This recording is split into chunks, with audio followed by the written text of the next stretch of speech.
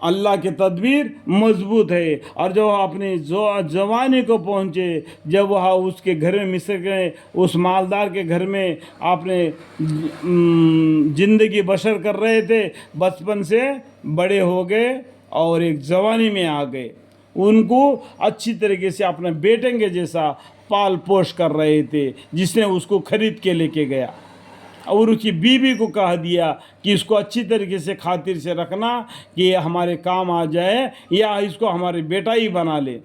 اس طریقے سے جب ان کو پیار محبت سے اچھی طریقے سے پالا، جب وہ جوانی کو پہنچ گئے تو ایسا جوانی ان پر آ گیا، ایسا صورت شکل ہے کہ ان کو دیکھتے ہی رہ جائیں گے. ویسا اللہ تعالیٰ نے ایسا خوبصورت دے دیا پیغمبر یوسف علیہ السلام کو. اور جب وہ اپنی زبانی کو پہنچے، ہم نے ان کو حکمت اور علم عطا فرمائی. اللہ تعالیٰ نے حکمت کرنا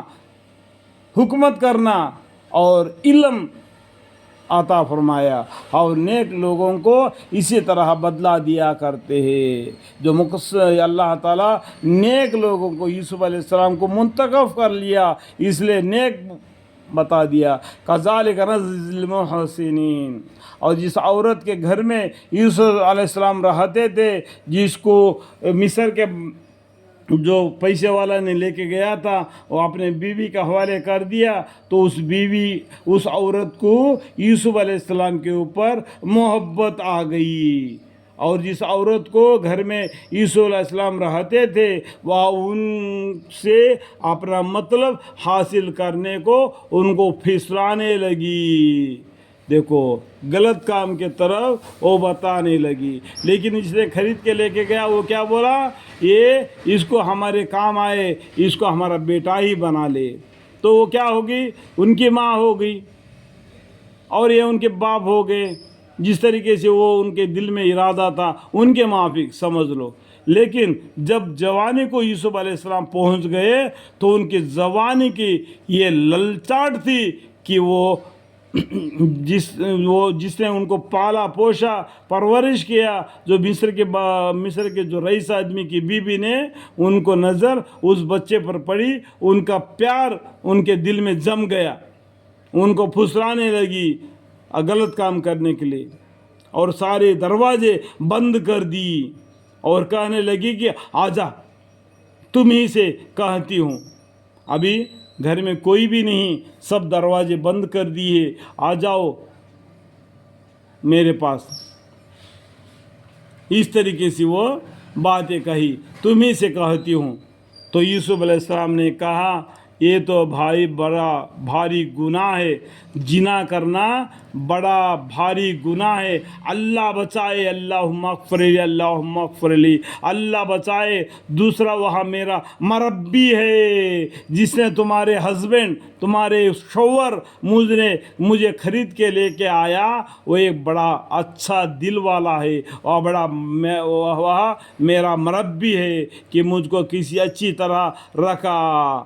اس نے مجھے اچھی طریقے سے اس گھر میں رکھا. اس کے حق فرمائش کی فلاح نہیں ہوا کرتی. جو اس کے پیٹھ پیچھے اس کے آبر میں دست اندازہ کرے، اس کو کبھی فلاح نہیں ہوا ہوتی. اور اس عورت کے دل میں تو ان کا خیال جم ہی رہا تھا، اور ان کو بھی اس عورت کا کچھ خیال ہوا چلا تھا. دیکھو، انسان کا نفس کیا ہے؟ غلط بات کے طرف مائل کر دیتا ہے، کیونکہ شیطان لگا ہوا ہے.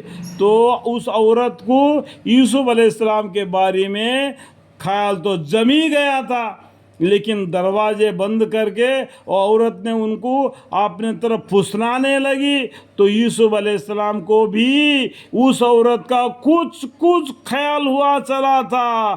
اگر آپ نے رب کی دلیل کو انہوں نے نہ دیکھا ہوتا.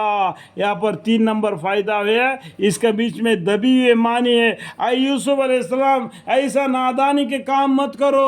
ایسا نادانی کے کام کرو گے، آپ کے نام پیغمبروں کے درجے سے نکال دیا جائے گا، اور آپ کو سزا بھی دے گا اللہ تعالی.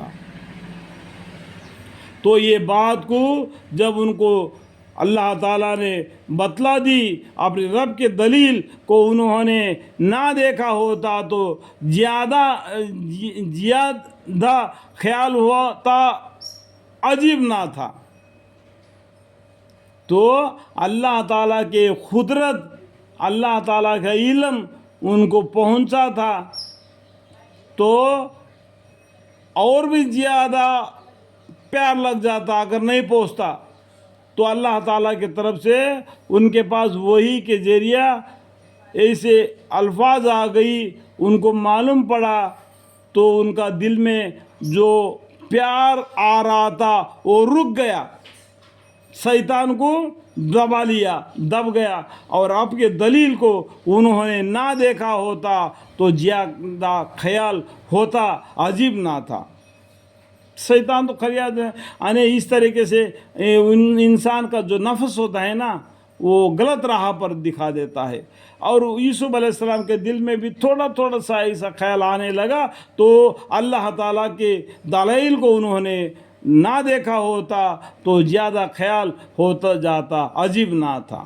اس طرح ہم نے ان کو علم دیا تاکہ ہم ان سے صغیرہ اور کبیرہ گناہ کو دور کر رکھے۔ یا اللہ تو ہمارے صغیرہ اور کبیرہ گناہوں کو بھی معاف فرما دے، آمین اللہم اغفر لی، کیونکہ وہ ہمارے برگزیدہ بندوں میں سے تھے۔